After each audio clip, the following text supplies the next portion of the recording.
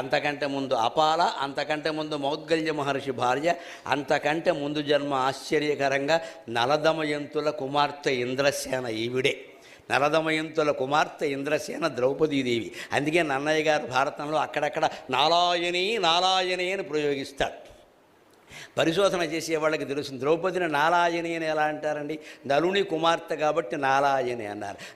నలదమయంతులకు ఒక కుమారుడు ఒక కుమార్తె ఉన్నారు, అందరికీ తెలుసు. వాళ్ళు అడవులకు వెళ్ళేటప్పుడు ఇంద్రసేనుడు ఇంద్రసేన అనే వీళ్ళిద్దరిని పుట్టింట్లో పెట్టింది దమయంతి, అంతే కదా. వాళ్ళు అడవులకు వెళ్ళారు.